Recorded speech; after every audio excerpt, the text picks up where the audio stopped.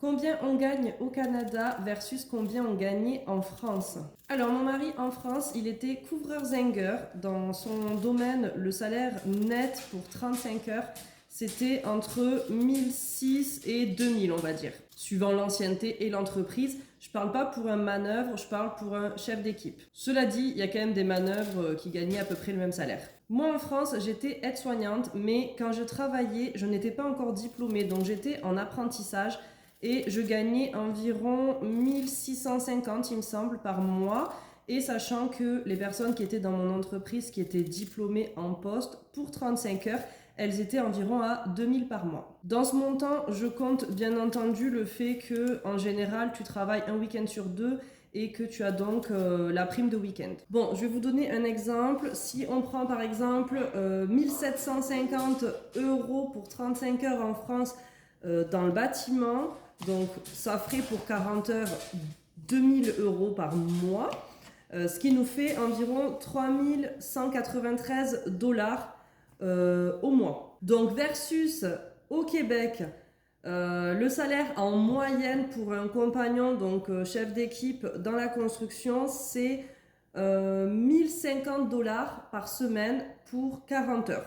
Donc si on veut le mettre au mois, on fait x 4,33, ce qui nous donne 4546,50 $. Donc en gros, il y a quand même une différence de 1353,50 de plus en dollars au Québec. Sachant que je vous dis 1050 en moyenne par semaine, mais ça dépend aussi du chantier et ça dépend si tu es apprenti ou compagnon ou contremaître. Donc c'est une moyenne. Et sachant que les salaires viennent tout juste d'augmenter dans la construction. D'ailleurs, en général, au mois d'avril, c'est à peu près dans tous les domaines que ça augmente. Même le salaire minimum a augmenté. Concernant aide-soignante, donc si on prend un exemple en France à 1900 € par mois pour 35 heures, en 40 heures, ça donne 2171 euros, ce qui fait environ 3463 $. Je vais y arriver, ça fait beaucoup de chiffres. Donc, au Québec, le salaire d'une AS est très variable. Après, en France aussi, parce que ça dépend si tu as des primes de week-end, des primes de soir, des primes de nuit, si tu as des primes vieillesse, la prime Ségur, la prime grand âge, enfin bon bref, il y a tellement de choses en fait que là, je vous donne des moyennes. On va dire qu'une préposée aux bénéficiaires, donc l'équivalent d'aide-soignante, est payée en moyenne 750 $ net par semaine pour 40 heures, sachant qu'il y en a beaucoup qui sont payés moins dans le privé.